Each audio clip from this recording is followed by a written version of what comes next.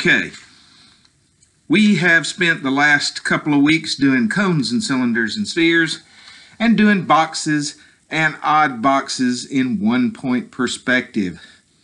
So now it comes time for our project for this.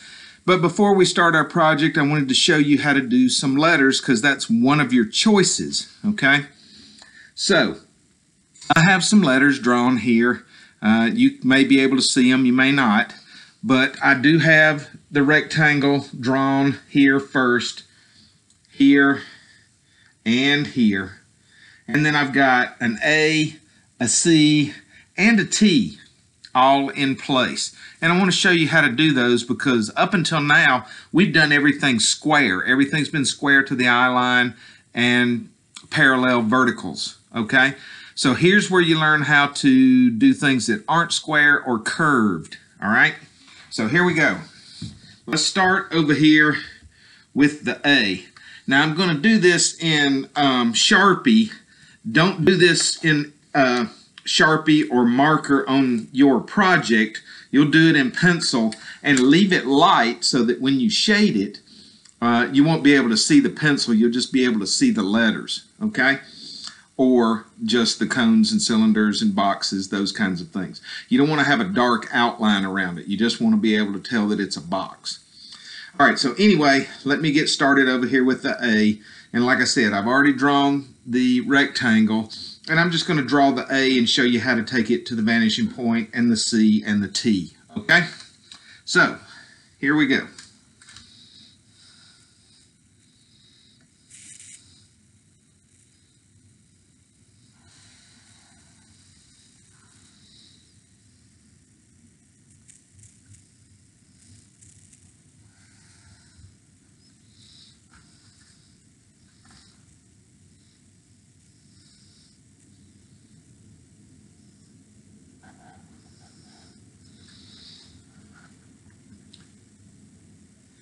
And I'm drawing kind of over the top of the camera here.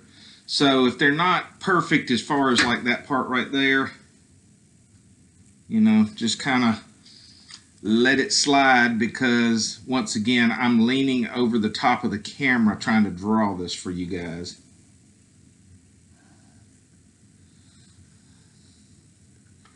And I am using a straight edge. That's one thing you need to do. If it is a straight line, there's no point in trying to draw it by hand when you've got a perfectly good straight edge that you can use. Ruler, triangle, whatever it happens to be that you have there at home will work perfectly fine. Okay, so there's my A right there. Now I've got to take everything to the vanishing point just like I did with my odd boxes and my regular boxes. I just draw from the corners that I can draw from. So right here, here's corner number 1, and I'm only going to make it as wide as I want the A to be. Okay? I'm not going to do a bunch of extra.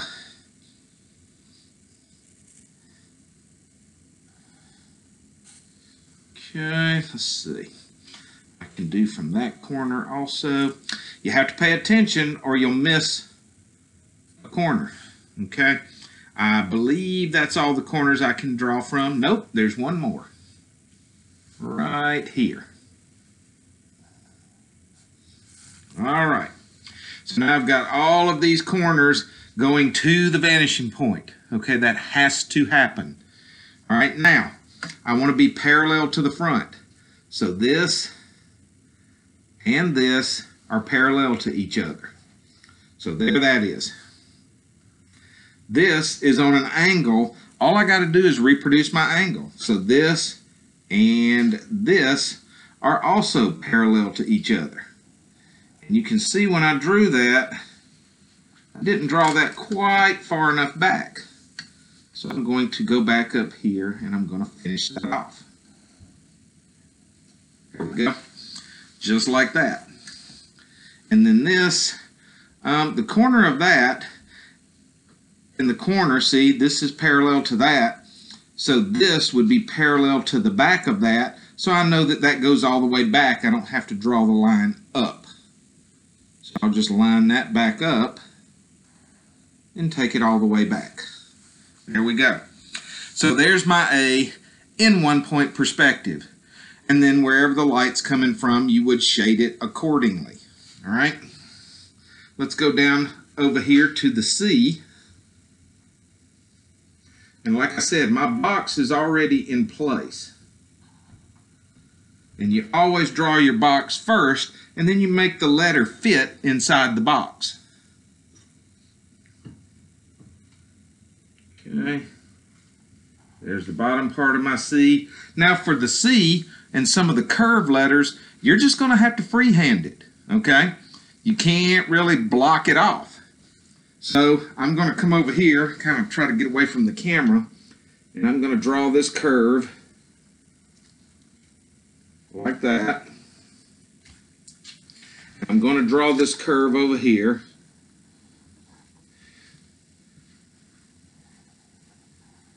Like that. And then I'm going to come over here on the other side of the camera and draw this curve.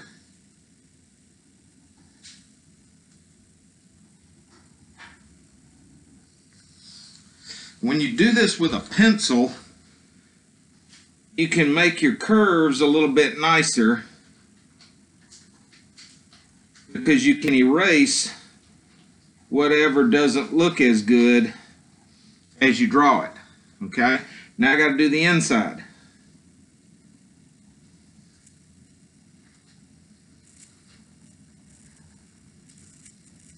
So there we are. There's my C. Now I have to take this to the vanishing point just like I did my A, but I don't have corners over here that I can draw from except for inside here. I can't draw from this one, it would go across, but I can draw from that one. So let's draw from that one.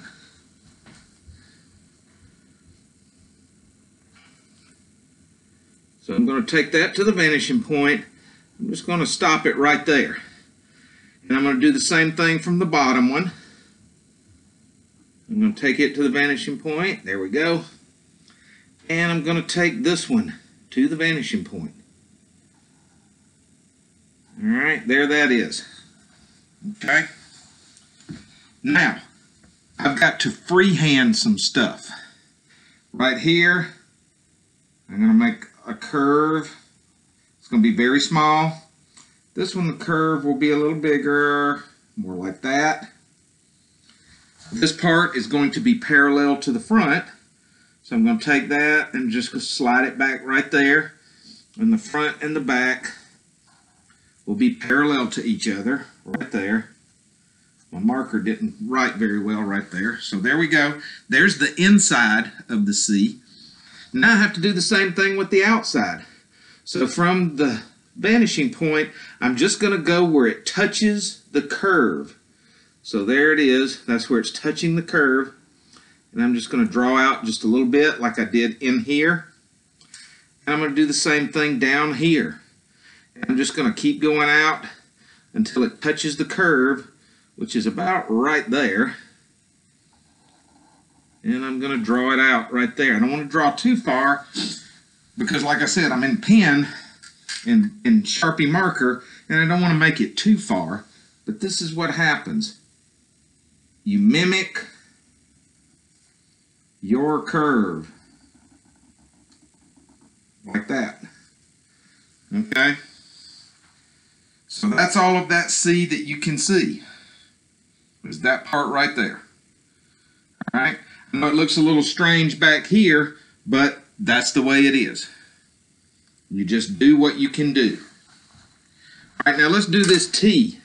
And this T I purposely did angled so that you could see the same thing. So the top is good. The underside of the T I did at an angle like that. And then I'm going to make the side, I'm going to go ahead and make it normal, like vertical, straight up and down. I'm going to do the same over here. I could have made those at an angle also, but I chose not to. And then I angled this just a little bit. There. and I angled this just a little bit. So you can create your own letters. They don't have to be rigid and parallel to the front and the back, even though you can do it that way. That's a good way to do it to learn, is to keep them parallel. But if you want to do something a little different, here's something a little different. So then I'm going to do just like I did the rest of them. I'm going to take that to the vanishing point right there, and I'm just going to draw it as wide as I want the T to be. And here's this vanishing point going to this corner over here. All right, there's that. Let's see. Okay, I can't draw from that, but I can draw from that.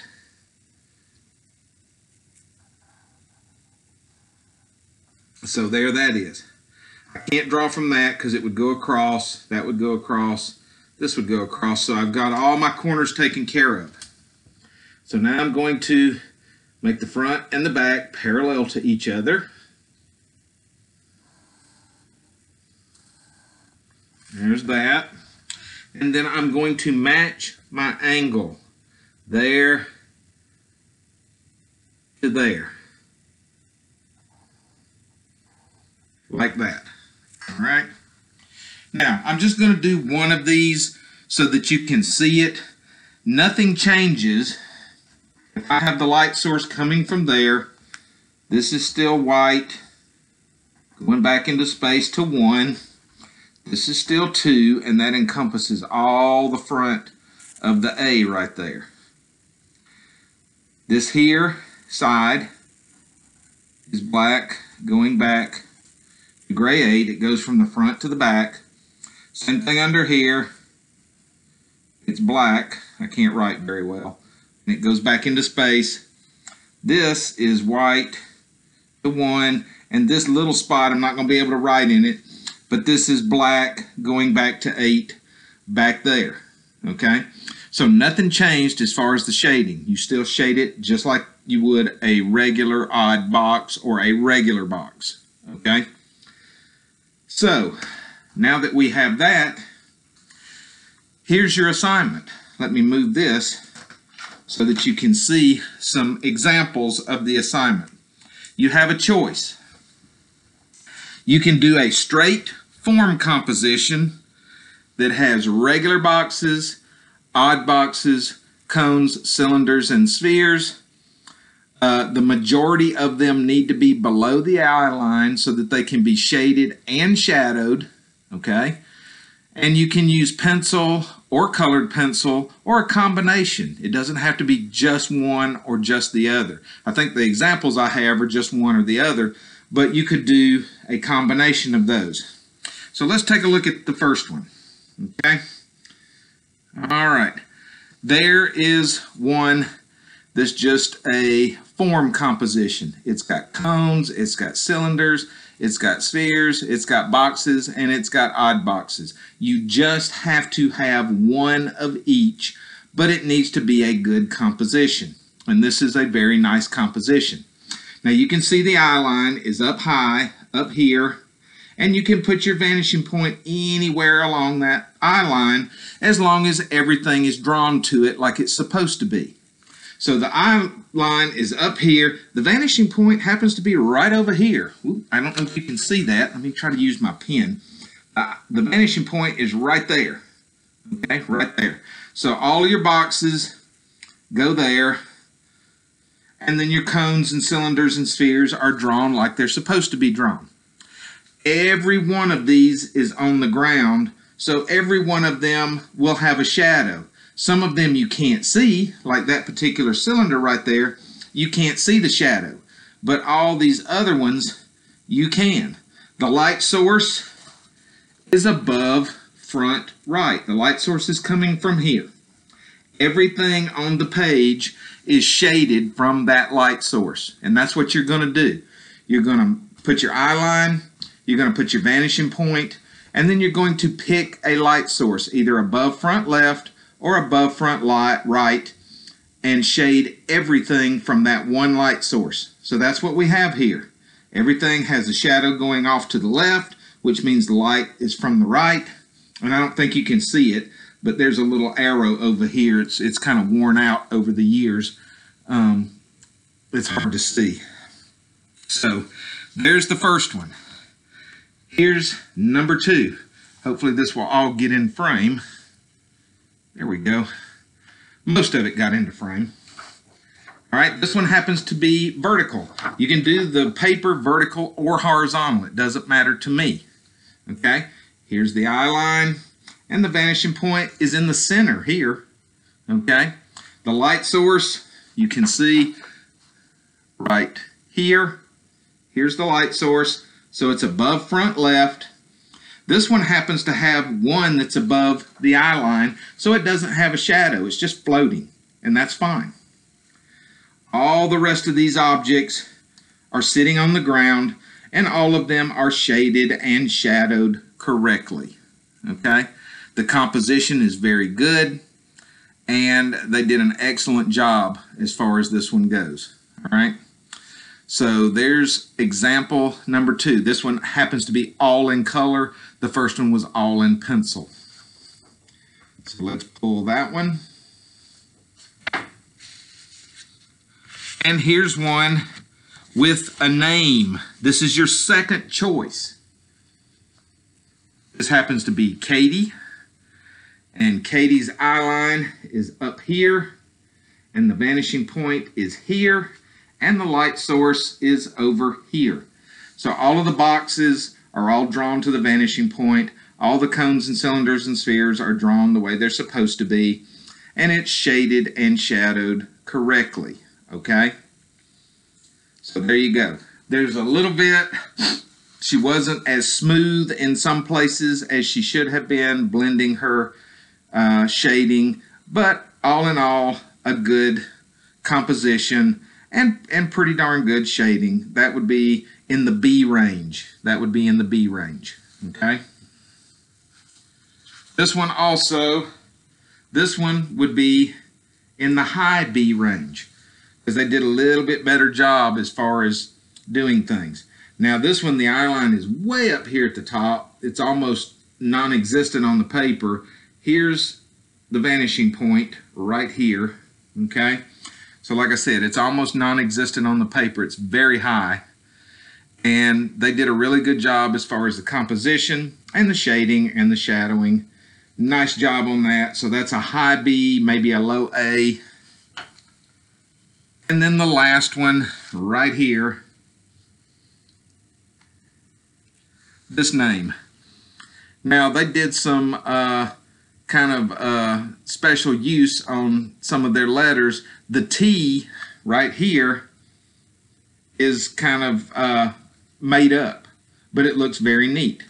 The I, the dot of the I is actually pierced through the top part of the T, which is kind of interesting there. So you got T here, you got I here, and then there's the M, so that's Tim. And the vanishing point and the eye line, they're right up here. There's the vanishing point right there. And everything is shaded and shadowed from above front left. Okay, there's an arrow up here. It's kind of gotten chewed up with where it's been sticking on the board with some of the push pins that I use. And the shadows go off this direction, so it's above front left. Now there are some things in here, like these two objects, and these objects here, and these objects here, and this one. Those are floating because of proximity, okay? Because of their relationship to the T and the I and the M, you can tell they're floating in the air. So that's why they don't have a shadow, even though they're below the eye line, okay? They're not sitting on the ground. So if you want to do something like that, that's perfectly fine, but just make sure that you are like overlapping something like that. This and this are overlapping the T, so you can definitely tell that's floating in the air. Same thing here, and same thing here, same thing here, and same thing with these. They're overlapping these things, so they're not on the ground. They're floating in the air. All right, so there you go. There's your choices. You can do your name plus some regular boxes, odd boxes, cones and cylinders and spheres, or you can do a form composition. Let me see if I can get that back in there. There we go. That looks good. Or you can do a form composition with regular boxes, odd boxes, cones and cylinders and spheres, and just go with that. Shade and shadow everything from one light source, either above right or above left, and make it nice and neat and have it ready to turn in. So there you go.